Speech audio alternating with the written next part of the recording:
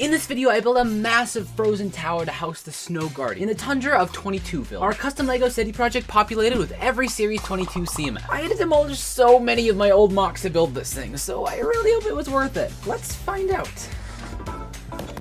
This figure is easily my second favorite of the series, maybe even my favorite. It's a tough one between these two. The dark blue accents really pop against his pristine white garments. I love how his fluffy looking hat and scarf almost mold together here, and his angular mustache reminds me of the walrus from Club Penguin Card Jitsu Ice, or the walrus from Donkey Kong Country Tropical Freeze. Is he secretly a walrus? The husky's pretty neat too. We got a very similar looking one in the medieval blacksmith set, but this one's icy blue eyes really make it stand out.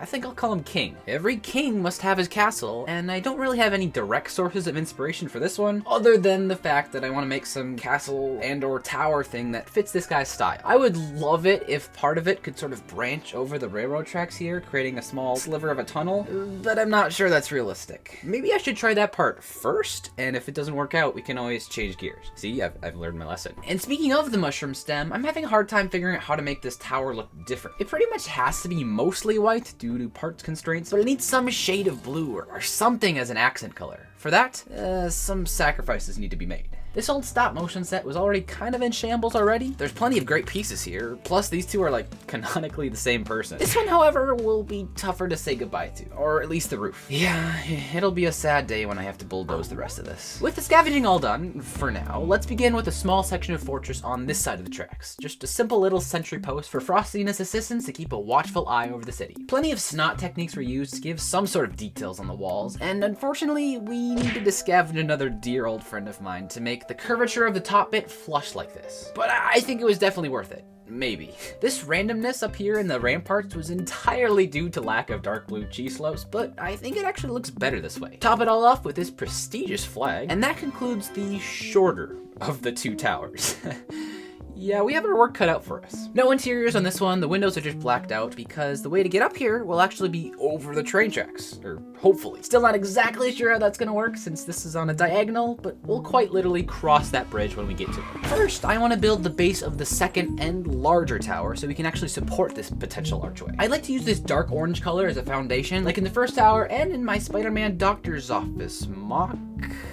Thank you for the 100,000 views, and thank you for the pieces. Hey there, buddy. The odd shape of the remaining baseplate area gave me the idea to go nuts with the shape on this thing. Definitely won't regret that later. Something I actually don't regret is moving the entire Tundra baseplate over to my studio area where my hoard of parts was at. My knees were already getting sore crouching over this short table here. Up here, we can fill in the blue carpet, add a roaring fireplace, and build up the walls, including windows and an igloo-style entrance. Not sure if I love that it's always an open door, but we'll deal with it for now. Anyways, here's a plush red couch where the guy and his dog can cuddle up in front of the fire, shielded from the blustery sub-zero temperatures outside. It's really sweet. I'll also add a couple of shelves to display a pair of the Snow Guardian snowshoes, this memorial to his long-lost brother, a mug of steaming hot cocoa, and that'll be it for the main interior area. Due to stability concerns, I've decided now that the second tower won't have an interior either. We don't want this entire thing crashing down and decimating the whole city. But I want at least some suggestion of a ladder leading up to the top. With a bit more work on the walls, we can design the roof, finish the chimney, struggle hard with this frosted tunnel archway. I love how it looks now, but it took a while to get it right. Install a giant snowball catapult, that's fun. And from here, it's up, and away with the second tower. After I clean up my work area, it's a bit of a mess. But this first chunk of the tower was even more of a mess. It's just so clumpy. Why did I make the first floor such a weird shape? I have a specific sized footprint for the tower in mind, and this area is just too big. So I'll have to slope it inwards, and now it's too small. Oh, come on! We finally got there in the end. I'm still not completely happy with how it turned out. It's a bit of a fixer-upper, but I think it's time to just move on from this. Onwards and upwards to the actual tower part. After building the first tower, I have a little more experience under my belt going into this one, but the struggle, as always, is just to find clever and unique ways to break up these boring white walls, like this little offshoot, a dark blue stripe, a place to prominently display the Guardian's shield, and I love these little statuettes made from a ton of these LEGO games microfigure mummies, just permanently mooning confusing everyone. Then there's these little windows here, just so much snot, and we finally reached the precipice of the tower. Before we finish this massive undertaking, you may have noticed a few little changes here and there that I've just not mentioned. I don't necessarily build things in order, so while working on the main tower, I also redid the cabin portion's roof to make it more consistent with the Sentry Tower, covered up the chimney with this very ornate chase cover. People just kept falling in, OSHA got involved, it was a whole thing. And I cut out a black piece of masking tape for a window here. Now that we're all caught up, I initially had the idea for these two windscreens to act as a sort of pseudo spire on this tower. But one, it kind of blends in with the sky blue background, which, side note, we actually had to completely redo because this thing is just so darn tall. And two, they don't fit the theme that well. Like at all. An actual spire would probably work better on top of this gazebo-like circle of pillars. I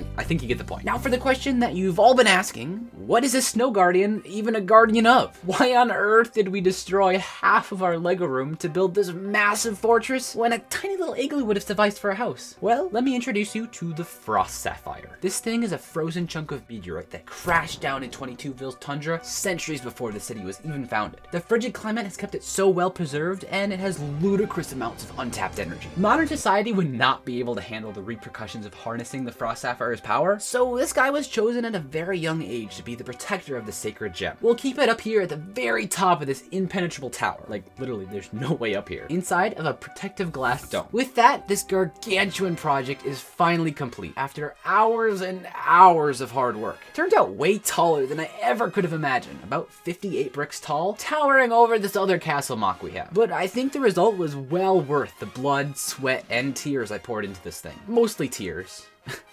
Mostly about the toilet. Okay, you know what? I need to let it go. Now we get to install this behemoth into 22ville. It was a little iffy transferring the base plate over. It's actually really heavy. But once it and the train track were back in place, the train just barely fits through this tunnel. We maybe should have done a better job of measuring it out, but that looks awesome. Next, we can fill in what little space is left with details like piles of snow. Looks like King has marked his territory here. A few spruce trees, this sweet looking dog sled, some blue-footed boobies, basically this classic penguin design recolored to fit the theme. And finally, do you want to build a snowman? With all that done, this whole thing is just so cool. Like, for the first time in forever, that pun is actually not intended. Just look at this build, this city. All of it is really shaping up, and I'm incredibly excited for when this project will be 100% complete. Join us next week for the extra spicy 100th video on this channel, but until then, thank you so much for watching, and please pay your respects in the comments for all those who gave their lives and pieces to make this video possible.